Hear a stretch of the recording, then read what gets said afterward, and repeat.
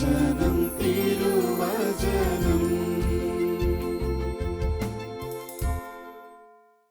ഈശോ മിശിഹായ്ക്ക് സ്തുതിയായിരിക്കട്ടെ. യേശുവിൽ ഏറെ സ്നേഹിക്കപ്പെടുന്ന പ്രിയ മാതാപിതാക്കളെ, യുവജന സുഹൃത്തുക്കളെ, പ്രിയ കുഞ്ഞ് അനുജന്മാരെ, അനുജത്തിമാരെ, നിങ്ങൾക്കെല്ലാവർക്കും നമ്മുടെ രക്ഷിതാവും നാഥനുമായ യേശുവിൻ്റെ നാമത്തിൽ കൃപയും സമാധാനവും നേരുകയാണ്. ഇന്ന് നമ്മൾ ചിന്തിക്കാനായിട്ട് പരിശ്രമിക്കുന്നത് ദൈവവിളിയെക്കുറിച്ചാണ്. എന്നെ ദൈവം വിളിക്കുന്നുണ്ടോ? നമ്മുടെയൊക്കെ ചിന്തയിൽ ദൈവവിളി എന്ന് പറയുന്നത് ഒരു വൈദികനാവുക, ഒരു സിസ്റ്റർ ആവുക എന്ന് മാത്രമാണ്. സത്യത്തിൽ അത് മാത്രമാണോ ദൈവവിളി? വൈദികരെയും സിസ്റ്റേഴ്സിനെയും മാത്രമേ ദൈവം വിളിക്കുന്നുള്ളൂ? കത്തോലിക്ക സഭ നമ്മളെ പഠിപ്പിക്കുകയാണ് എല്ലാവരെയും ദൈവം വിളിക്കുന്നുണ്ട്. നമുക്കൊരു നിമിഷം പ്രാർത്ഥിക്കാം.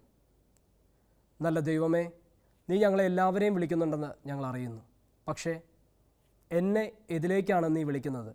നിൻ്റെ വിളിക്ക് എങ്ങനെയാണ് പ്രത്യുത്തരം നൽകേണ്ടത്? നീ ഞങ്ങളെ വിളിക്കുന്നുണ്ടോ എന്നുള്ളതൊക്കെ മനസ്സിലാക്കാനായിട്ട് ഞങ്ങൾ വൈകിപ്പോകുന്നു. അല്ലെങ്കിൽ അതിനുള്ളൊരു തുറവി ഞങ്ങൾക്ക് ലഭിക്കുന്നില്ല.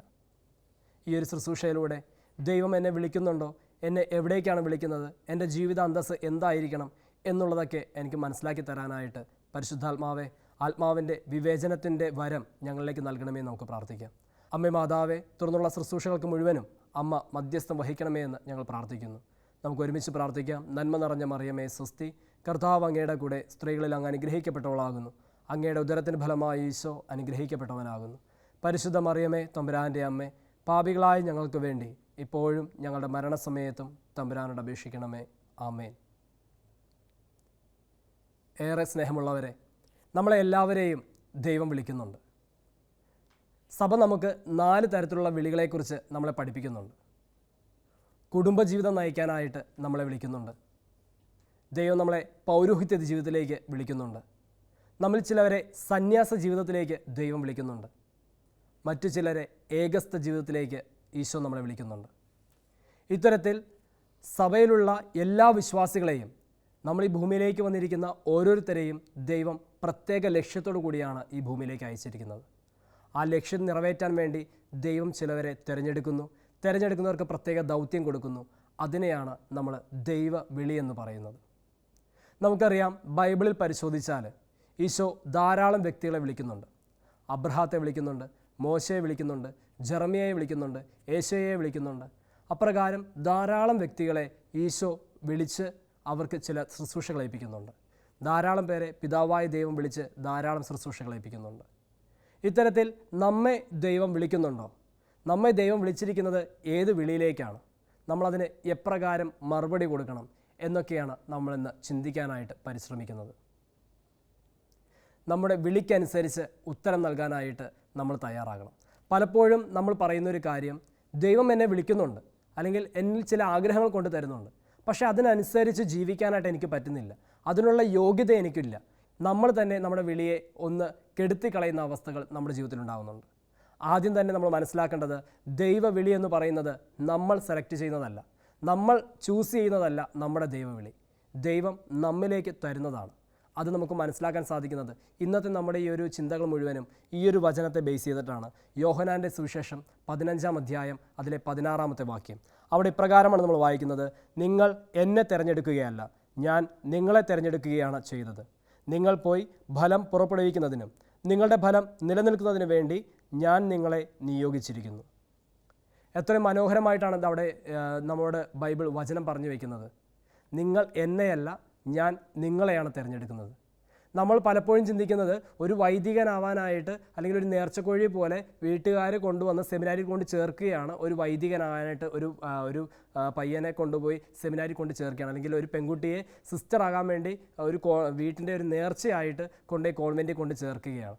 അല്ലെങ്കിൽ വീട്ടുകാരുടെ നിർബന്ധത്താൽ മുഴുകി അവനെ വിവാഹം കഴിപ്പിക്കുകയാണ്. ഇത്തരത്തിൽ നമ്മൾ ഒരു നിർബന്ധത്തിൽ വഴങ്ങിയാണ്, അല്ലെങ്കിൽ പലരുടെയും സമ്മർദ്ദത്തിലൂടെയാണ് ഓരോ ദൈവവിളിയും തിരഞ്ഞെടുക്കുന്നതെന്ന് പലരും പറയാറുണ്ട്. പക്ഷേ നമ്മൾ മനസ്സിലാക്കേണ്ടത്, ദൈവം ആഗ്രഹിക്കാതെ ഒരാൾ ഒരു ജീവിത അന്തസ്സിലേക്ക് പ്രവേശിക്കുകയില്ല. അങ്ങനെ പ്രവേശിച്ചിട്ടുണ്ടെങ്കിൽ അവിടെ അവർക്ക് നിലനിൽപ്പ് ലഭിക്കുകയില്ല. നമ്മൾ പലപ്പോഴും കാണാറുണ്ട്, അല്ലെങ്കിൽ പലരും പറയാറുണ്ട്, എന്തിനാണ് ഇത്രയും വർഷം പഠിച്ചു കഴിഞ്ഞിട്ട് ചില ആൾക്കാരൊക്കെ ഉടുപ്പൂരി വൈദിക ജീവിതത്തിൽ നിന്ന് മാറിപ്പോകുന്നത്, അല്ലെങ്കിൽ സന്യാസ ജീവിതത്തിൽ നിന്ന് മാറിപ്പോകുന്നത്, അല്ലെങ്കിൽ ഡിവോഴ്സായി പോകുന്നത്? അവർ യഥാർത്ഥത്തിൽ അവരുടെ വിളി തിരിച്ചറിഞ്ഞ് വിളിക്ക് ഉത്തരം നൽകിയിട്ടില്ല എന്നുള്ളതാണ് അതിനുള്ള ഏക മറുപടി എന്ന് പറയുന്നത്. നമ്മളെയും ദൈവം വിളിക്കുന്നുണ്ട്. നമ്മുടെ ബലഹീനതകളല്ല ദൈവത്തിൻ്റെ മുന്നിൽ നമ്മുടെ വിളിക്ക് തടസ്സമായി നിൽക്കുന്നത്. വചനത്തിൽ നമ്മൾ പറയുന്നുണ്ടല്ലോ, ബലഹീനതയിലാണ് കർത്താവിൻ്റെ മഹത്വം പ്രകടമാകുന്നത്. അബ്രഹാമിന് ബലഹീനതയുണ്ടായിരുന്നു. അബ്രഹാമിനെ ദൈവം വിളിച്ചപ്പോഴത്തേക്കും അബ്രഹാമിന് സംശയമായിരുന്നു, ഇതൊക്കെ ഇങ്ങനെ സാധിക്കുമോ? ദൈവം ഒന്നും അസാധ്യമല്ലെന്നറിയാൻ വേണ്ടി അബ്രഹാത്തിന് ഒരു വാർദ്ധക്യത്തിൽ ഒരു മകനെ കൊടുക്കുന്ന സമയത്ത് അബ്രഹാം അതെല്ലാം സംശയത്തോടെയാണ് കണ്ടത്. ആ സമയത്തും അബ്രഹാത്തിൻ്റെ വിശ്വാസം, ആ ഒരു വിളി അബ്രഹാത്തിനുണ്ടെന്ന് അബ്രഹാം ആദ്യം വിശ്വസിക്കുന്നില്ല. മോശയുടെ കാര്യത്തിൽ മോശേനെ ദൈവം വിളിക്കുമ്പോഴത്തേക്ക് മോശ പറയുന്നത്, ഞാനൊരു വിക്കനാണ്, എനിക്ക് സംസാരിക്കാൻ പാടവുമില്ല, ഞാൻ എന്ത് ചെയ്യണം? അപ്പോഴാണ് ഈശോ പറയുന്നത്, എൻ്റെ ആത്മാവ് നിനക്ക് മുന്നേ പോകും, നിനക്ക് ഞാൻ വഴിയൊരുക്കും എന്ന് പറഞ്ഞ് നമ്മളെ ദൈവം വിളിക്കുന്നുണ്ടെങ്കിൽ ഉറപ്പായിട്ടും അതിലേക്കുള്ള വഴി ദൈവം തന്നെ നമുക്ക് തുറക്കും. അപ്പോൾ നമ്മുടെ വിളി എങ്ങനെ ആയിരിക്കണം? ഇതിൽ കുടുംബജീവിതമാണോ, പൗരോഹിത്യ ജീവിതമാണോ, സന്യാസ ജീവിതമാണോ, ഏകസ്ഥ ജീവിതമാണോ വലുത് എന്നുള്ള ചോദ്യം ഇവ നമുക്കൊരു പ്രസക്തമല്ല. കാരണം ഓരോ ദൈവവിളിക്കും അതിൻ്റെതായ കടമകളുണ്ട്, ഓരോ ദൈവവിളിക്കും അതിൻ്റെതായ ഉത്തരവാദിത്തങ്ങളുണ്ട്, അതിൻ്റെതായ ദൗത്യമുണ്ട്. ഒന്നും ഒന്നിൻ്റെയും മുകളിലല്ല, ഒന്നും ഒന്നിൻ്റെയും താഴെയല്ല. നിനക്ക് ഒരു കുടുംബജീവിതം നയിക്കാനായിട്ട്, നിനക്ക് നിൻ്റെ മക്കളെ നന്നായിട്ട് വളർത്താനായിട്ട്, അല്ലെങ്കിൽ വിശ്വാസത്തിൽ അവരെ വളർത്താനായിട്ട്, നിൻ്റെ ജീവിത പങ്കാളിയെ നന്നായിട്ട് നോക്കാനായിട്ട് നിനക്ക് സാധിക്കുമെന്ന് ദൈവത്തിന് ഉറപ്പുള്ളത് കൊണ്ടാണ് നിന്നെ ഒരു കുടുംബജീവിതത്തിലേക്ക് കർത്താവ് വിളിക്കുന്നത്. നിനക്ക് ഈ ദൈവജനത്തിൻ്റെ കണ്ണീരൊപ്പാനായിട്ട്, അവരുടെ പ്രാർത്ഥനകൾ സ്വർഗത്തിലേക്ക് കരങ്ങൾ ഉയർത്തി അവരുടെ പ്രാർത്ഥനകൾക്ക് മധ്യസ്ഥം വഹിക്കാനായിട്ട്, അവരുടെ പ്രാർത്ഥനകൾ സ്വർഗത്തിലേക്ക് എത്തിക്കാനായിട്ട് നിനക്ക് സാധിക്കുമെന്ന് കർത്താവിന് തോന്നിയത് കൊണ്ടാണ് നിന്നെ ഒരു പൗരോഹിത്യ ശുശ്രൂഷയിലേക്ക് കർത്താവ് വിളിച്ചത്. ആരാരും ഇല്ലാത്തവർക്ക് വേണ്ടിയിട്ട് ലോകത്തുള്ള എല്ലാ സ്ഥലങ്ങളിലും എല്ലായിടങ്ങളിലും പോയി ദൈവത്തെ പ്രഘോഷിക്കാനും അവൻ്റെ ജീവിതമായിട്ട് അവനെ പ്രഘോഷിക്കുന്നവരായിട്ട് മാറാൻ നിനക്കൊരു വിളിയുള്ളത് കൊണ്ടാണ് ഒരു സന്യസ്ത ജീവിതത്തിലേക്ക് ദൈവം നിന്നെ വിളിക്കുന്നത്. സമൂഹത്തിലുള്ളവരിൽ സ്വന്തം അപ്പനെയും അമ്മേനെയും സഹോദരങ്ങളുമായി കണ്ട് അവർക്ക് ശുശ്രൂഷ ചെയ്ത് കർത്താവിനെ കൊടുക്കാനായിട്ട് നിനക്ക് സാധിക്കുമെന്ന് കാണുന്നത് കൊണ്ടാണ് നിന്നെ ഒരു ഏകസ്ഥനായിട്ട് ദൈവം തിരഞ്ഞെടുക്കുന്നത്. ഇത്തരത്തിൽ ഓരോ ദൈവവിളിയുടെ പിന്നിലും കർത്താവിന് ഒരു ലക്ഷ്യമുണ്ട്, കർത്താവിന് നിന്നിലൂടെ തീർക്കാനായിട്ട് ഒരു പ്ലാനും പദ്ധതിയുമുണ്ട്. പാലക്കാട് വെച്ച് ഞാനൊരു ബ്രദറിനെ പരിചയപ്പെട്ടപ്പോൾ ആ ബ്രദർ എന്നോട് വന്ന് പറഞ്ഞു, സിറാജെ, നീ ഒരു യുണീക്ക് പേഴ്സണാണ്, ഞാനും ഒരു യുണീക്കാണ്. നമ്മൾ ചെയ്യേണ്ട ഒരു കാര്യം നമ്മൾ ചെയ്തില്ലെങ്കിൽ അതവിടെ ബ്ലാങ്കായിട്ട് കിടക്കും. എൻ്റെ ചിന്ത എങ്ങനെയൊന്നും അല്ലായിരുന്നു, ഞാനൊരു കാര്യം ചെയ്തില്ലെങ്കിൽ അത് വേറെ ആരെങ്കിലും വന്ന് ചെയ്യുമെന്നൊരു ചിന്തിച്ചിരുന്ന ഒരു വ്യക്തിയായിരുന്നു ഞാൻ. പക്ഷേ ആ ബ്രദർ എന്നോട് പറഞ്ഞു തന്നു, നീ ഒരു കാര്യം ചെയ്യാനായിട്ട് ദൈവം നിന്നെ വിളിച്ചിട്ടുണ്ടെങ്കിൽ നീ അത് ചെയ്തില്ലെങ്കിൽ അതിന് നീ തന്നെ കണക്ക് കൊടുക്കണം, അതവിടെ ബ്ലാങ്കായിട്ട് കിടക്കും. അപ്പോൾ നമ്മൾ ഓരോരുത്തരെയും വിളിച്ചിരിക്കുന്നത് പ്രത്യേക ദൗത്യത്തിലേക്കാണ്. അത് നമ്മൾ ചെയ്തില്ല എങ്കിൽ അത് അവിടെ ബ്ലാങ്കായി കിടക്കും. നമ്മൾ ആദ്യം തിരിച്ചറിയേണ്ടത് ഏതാണ് നമ്മുടെ വിളി എന്നാണ്. വിളിക്കനുസരിച്ച് നമ്മൾ ഉത്തരം നൽകണം, വിളിക്കനുസരിച്ച് നമ്മൾ ജീവിക്കാൻ പരിശ്രമിക്കണം. എങ്കിൽ മാത്രമേ നമ്മുടെ യഥാർത്ഥ ജീവിതമായിട്ട്, യഥാർത്ഥ വിളിയായിട്ട് നമുക്ക് തിരിച്ചറിയാൻ സാധിക്കുകയുള്ളൂ. അപ്രകാരം നമ്മുടെ യഥാർത്ഥ വിളി എന്താണെന്ന് നമ്മൾ എങ്ങനെ തിരിച്ചറിയും? നമുക്ക് കുറച്ച് കാര്യങ്ങൾ ശ്രദ്ധിച്ചു കഴിഞ്ഞാൽ, ഏകദേശം ഒരു 8ഓളം കാര്യങ്ങൾ അല്ലെങ്കിൽ ഒരു 10ഓളം കാര്യങ്ങൾ നമ്മുടെ ജീവിതത്തിൽ നമ്മൾ ശ്രദ്ധിച്ചു കഴിഞ്ഞാൽ നമ്മുടെ യഥാർത്ഥ വിളിയിലേക്ക് നമുക്ക് എത്തിപ്പെടാൻ സാധിക്കും. അതിലൊന്നാമത്തെ കാര്യം വിശുദ്ധ ബലിയർപ്പണമാണ്. നമ്മുടെ വിശുദ്ധ ബലിയർപ്പണത്തിൽ നമ്മൾ പ്രാർത്ഥിക്കണം, ദൈവമേ, എൻ്റെ വിളി എന്താണ്? നിനക്ക് എന്നിലൂടെ എന്താണ് ചെയ്യാൻ ആഗ്രഹിക്കുന്നത്? ഞാനൊരു കുടുംബജീവിതം നയിക്കാൻ നീ ആഗ്രഹിക്കുന്നുണ്ടോ? അതല്ലെങ്കിൽ ഞാനൊരു വൈദികനാകാൻ നീ ആഗ്രഹിക്കുന്നുണ്ടോ? എനിക്ക് വെളിപ്പെടുത്തി തരണം. പരിശുദ്ധാത്മാവിൻ്റെ വിവേചനത്തിൻ്റെ വരം എനിക്ക് തരണം. എനിക്ക് ഏതാണ് എൻ്റെ വിളി എന്ന് തിരിച്ചറിയാനായിട്ടുള്ള കൃപ നീ എനിക്ക് തരണമെന്ന് നമ്മൾ പ്രാർത്ഥിക്കണം. മറ്റൊന്ന് നമ്മുടെ കുടുംബമാണ്. കുടുംബം എന്ന് പറയുമ്പോൾ കുടുംബത്തിന് നമ്മുടെ ദൈവവിളിയിലേക്ക് നമ്മളെ എത്തിക്കാനായിട്ട് വലിയ ഒരു പ്രാധാന്യമുണ്ട്.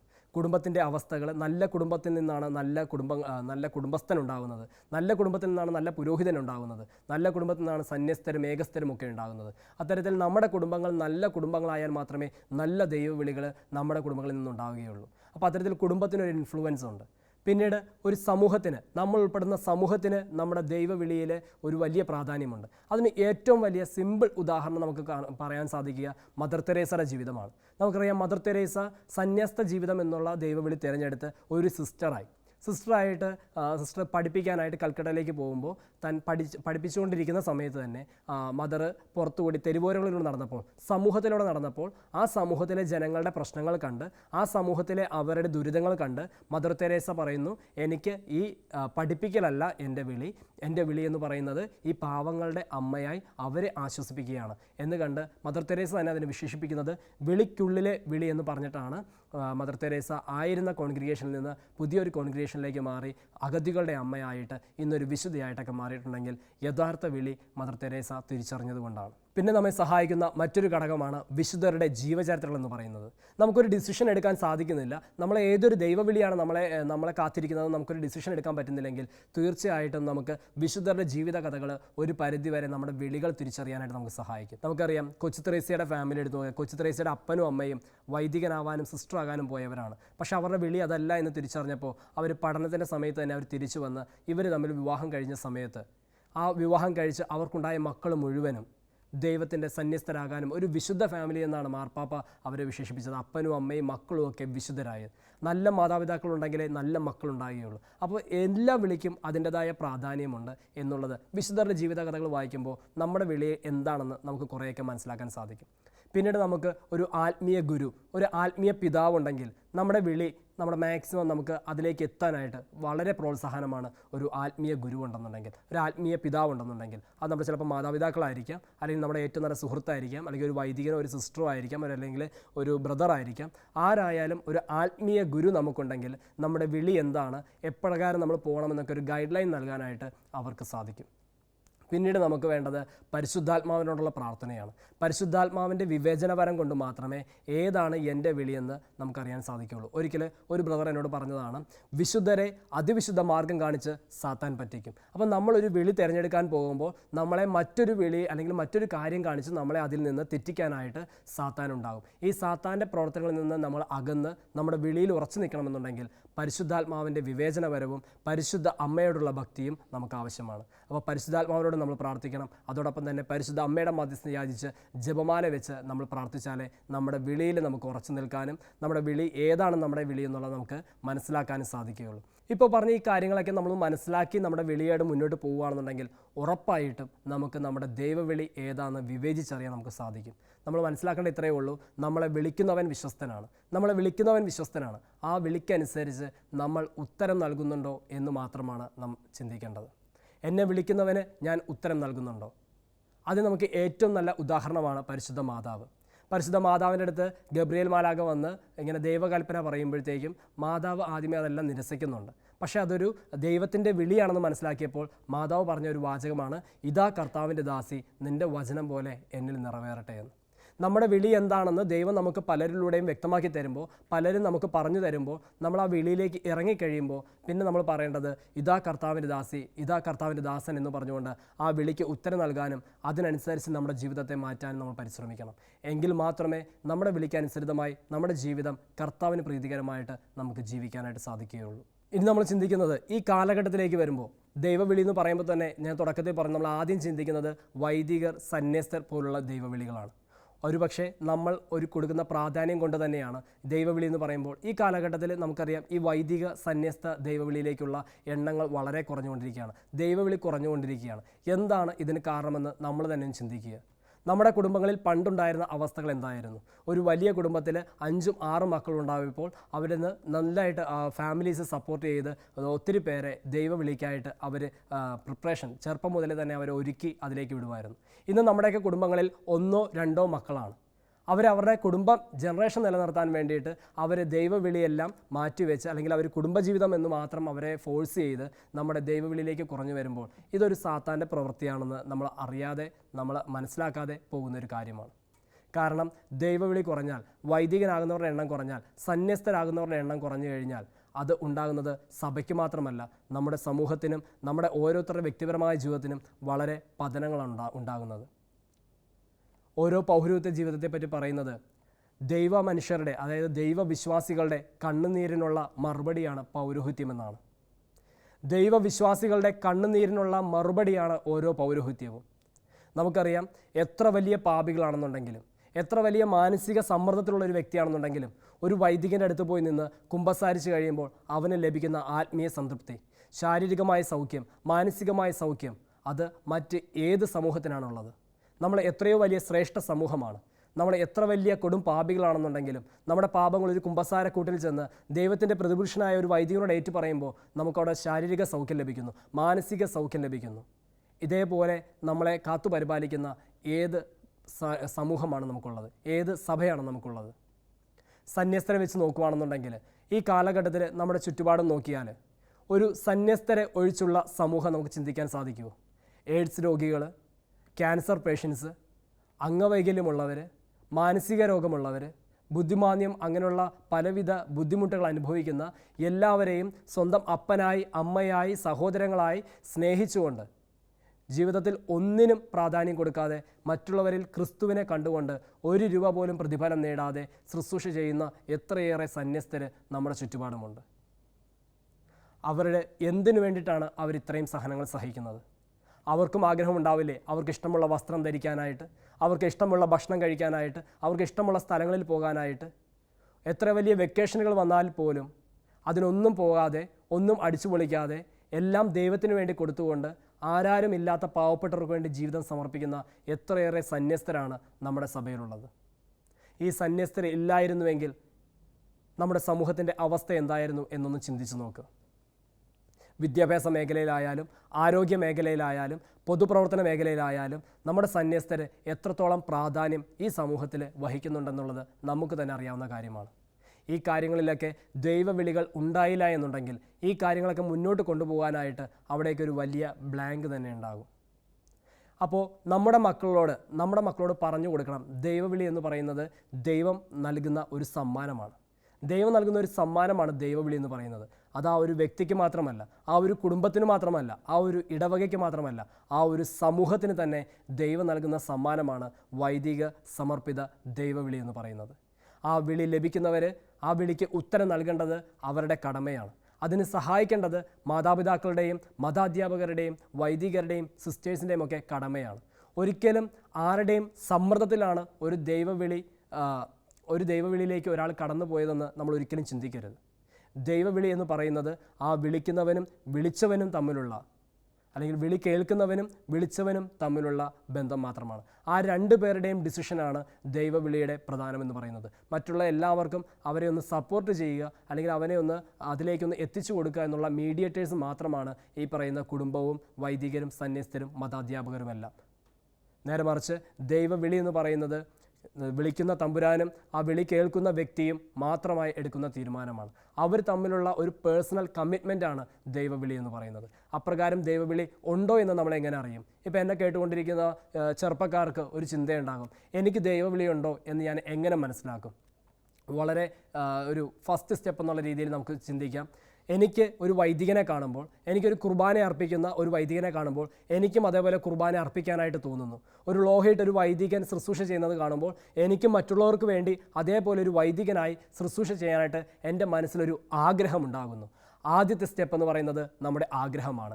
ദൈവവിളിയിലേക്കുള്ള, വൈദിക സന്യസ്ത ജീവിതത്തിലേക്കുള്ള നമ്മുടെ ആദ്യ സ്റ്റെപ്പ് നമ്മുടെ ആഗ്രഹമാണ്. നിനക്കൊരു വൈദികനാകാൻ ആഗ്രഹമുണ്ടോ? ഒരു സിസ്റ്റേഴ്സ് ആ സിസ്റ്റേഴ്സിൻ്റെ യൂണിഫോമിൽ അവർ ശുശ്രൂഷ ചെയ്യുന്നത് കാണുമ്പോൾ, അവർ സ്കൂളിൽ പഠിപ്പിക്കുന്നത് കാണുമ്പോൾ, അവർ അനാഥാലയങ്ങളിൽ ശുശ്രൂഷ ചെയ്യുന്നത് കാണുമ്പോൾ, അവർ രോഗികളെയും ആരാരുമില്ലാത്തവരെയും അവരെ വൃത്തിയാക്കലും അവരെ കുളിപ്പിക്കുകയും ഒക്കെ ചെയ്യുന്നത് കാണുമ്പോൾ എനിക്കും ഇതേപോലെ ചെയ്യണം എന്നുള്ളൊരു ആഗ്രഹം നിൻ്റെ മനസ്സിലുണ്ടോ? ആഗ്രഹം നിൻ്റെ മനസ്സിൽ ഉടലെടുത്തിട്ടുണ്ടോ? നിനക്ക് ആദ്യം തന്നെ നിനക്കൊരു ദൈവവിളിയുണ്ട് എന്ന് നീ തന്നെ ഒന്ന് മനസ്സിൽ കൊണ്ടുവരിക. പിന്നീട് നമ്മൾ ശ്രദ്ധിക്കേണ്ടത് ആ ആഗ്രഹത്തിനനുസരിച്ചുള്ള ഒരു അഭിരുചി എനിക്കുണ്ടോ? ആ ആഗ്രഹത്തിനനുസരിച്ചുള്ള ഒരു സ്വഭാവ സവിശേഷത എനിക്കുണ്ടോ? ആ ആഗ്രഹത്തിനനുസരിച്ച് ജീവിക്കാനുള്ള ഒരു മനസ്സ് എനിക്കുണ്ടോ? ഒരുപക്ഷെ എനിക്ക് സിസ്റ്റർ ആവാൻ ആഗ്രഹമാണ്, പക്ഷേ അവരുടെ പോലെ അവരുടെ യൂണിഫോം അല്ലെങ്കിൽ ആ തിരുവസ്ത്രം ഇട്ട് നടക്കാനായിട്ട് എനിക്ക് താല്പര്യമില്ല. എനിക്കൊരു വൈദികനാവാൻ ആഗ്രഹമാണ്, പക്ഷേ എനിക്ക് കുർബാനയിൽ ഒരു 2 മണിക്കൂർ അല്ലെങ്കിൽ 1 മണിക്കൂർ പോയി കുർബാന കൂടാനായിട്ട് എനിക്ക് താല്പര്യമില്ല. അല്ലെങ്കിൽ എനിക്ക് കുമ്പസാര കൂട്ടിയിരിക്കുന്നത് എനിക്ക് ഇഷ്ടമല്ല, പക്ഷേ എനിക്കൊരു വൈദികനാവാൻ ആഗ്രഹമാണ്. ഇങ്ങനെയാണെന്നുണ്ടെങ്കിൽ അത് നമ്മളെ സാത്താൻ തെറ്റിദ്ധരിപ്പിക്കുന്നതാണ്. സാത്താൻ നമ്മളെ നമ്മുടെ വിളികളിൽ നിന്ന് നമ്മളെ ഡൈവേർട്ട് ചെയ്യാനായിട്ട് ശ്രമിക്കുന്നതാണ്. നമുക്ക് വിളിയുണ്ടെന്നുണ്ടെങ്കിൽ നമുക്കൊരു ആഗ്രഹമുണ്ടാകും. ആ ആഗ്രഹത്തിനനുസരിച്ചുള്ള ആ ഒരു മനോഭാവവും ആ ഒരു ആഗ്രഹവും ആ ഒരു അഭിരുചിയും നമുക്കുണ്ടാകും. ഇങ്ങനെ ഉണ്ട് എന്ന് നമുക്ക് തോന്നിയിട്ടുണ്ടെങ്കിൽ ഉറപ്പായിട്ടും നമുക്കും ദൈവവിളി ഉണ്ട് എന്ന് നമുക്ക് തീരുമാനമെടുക്കാം. ഈ ആഗ്രഹവും അഭിരുചിയും ആദ്യം മനസ്സിലാകുന്നത് നമ്മുടെ മാതാപിതാക്കൾക്കാണ്. പിന്നെ നമ്മളെ പഠിപ്പിക്കുന്ന അധ്യാപകർക്കും നമ്മുടെ ഇടവകയിലെ വൈദികർക്കും സിസ്റ്റേഴ്സിനുമാണ്.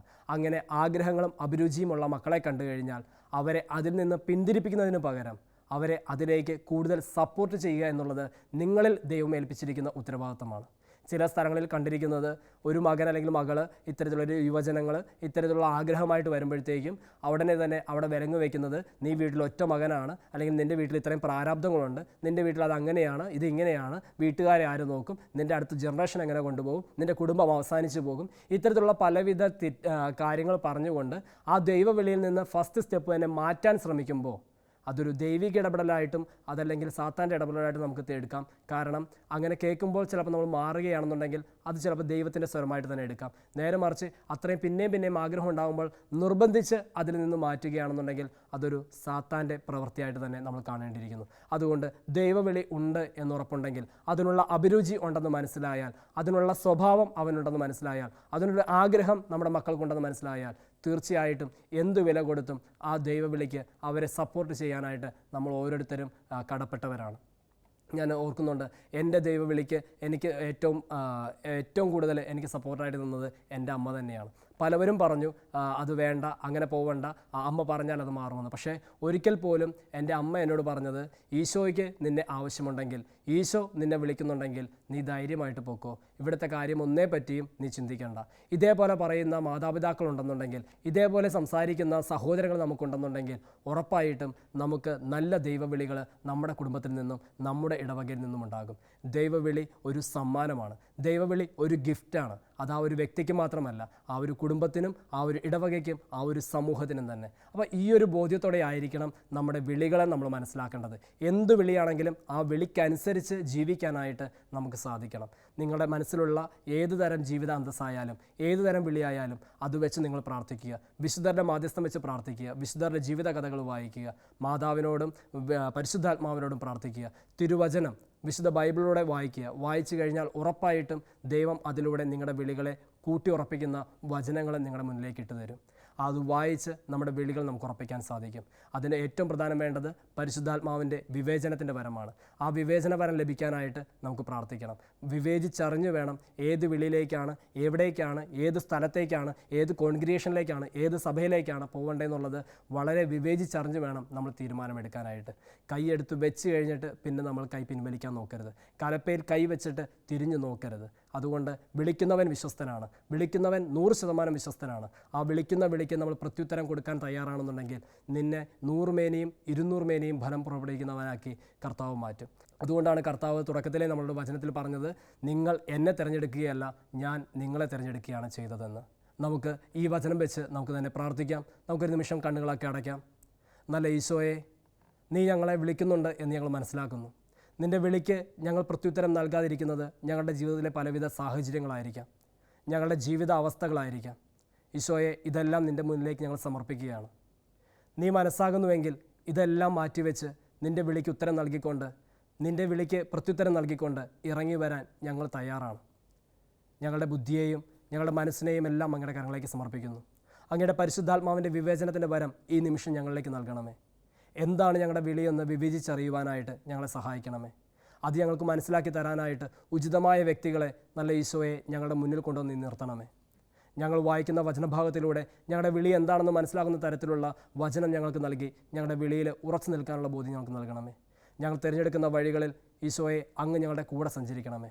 അമ്മേ മാതാവേ, ഇതാ കർത്താവിൻ്റെ ദാസി എന്ന് പറഞ്ഞുകൊണ്ട് വിളിക്ക് പ്രത്യുത്തരം നൽകിയ അമ്മേ മാതാവേ, അമ്മയുടെ കരങ്ങളിലേക്ക് ഞങ്ങളുടെ ജീവിതത്തെ പൂർണ്ണമായിട്ട് സമർപ്പിക്കുന്നു. കർത്താവ് ഞങ്ങളെ വിളിക്കുന്ന ഏതു വിളിയിലേക്കാണോ അതിന് ഇതാ കർത്താവിൻ്റെ ദാസി, ഇതാ കർത്താവിൻ്റെ ദാസൻ എന്ന് പറഞ്ഞുകൊണ്ട് ആ വിളിക്ക് പ്രത്യുത്തരം നൽകി ജീവിക്കാനായിട്ട്, ഞങ്ങളുടെ ജീവിതത്തെ മാറ്റാനായിട്ട് ഞങ്ങളെ സഹായിക്കണമേ. നമുക്ക് ഒരുമിച്ച് പ്രാർത്ഥിക്കാം.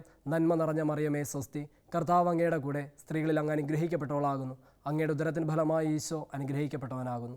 പരിശുദ്ധ മറിയമേ, തമ്പുരാൻ്റെ അമ്മേ, പാപികളായ ഞങ്ങൾക്ക് വേണ്ടി ഇപ്പോഴും ഞങ്ങളുടെ മരണസമയത്തും തമ്പുരാനോട് അപേക്ഷിച്ചുകൊള്ളണമേ. നമ്മുടെ കർത്താവായ യേശുക്രിസ്തുവിൻ്റെ കൃപയും പിതാവായ ദൈവത്തിൻ്റെ സ്നേഹവും പരിശുദ്ധാത്മാവിൻ്റെ സഹവാസവും നമ്മെല്ലാവരോടും കൂടെ എപ്പോഴും ഉണ്ടാകാൻ നമുക്ക് പ്രാർത്ഥിക്കാം. നിത്യം പിതാവിൻ്റെയും പുത്രൻ്റെയും പരിശുദ്ധാത്മാവിൻ്റെയും നാമത്തിൽ ആമേൻ.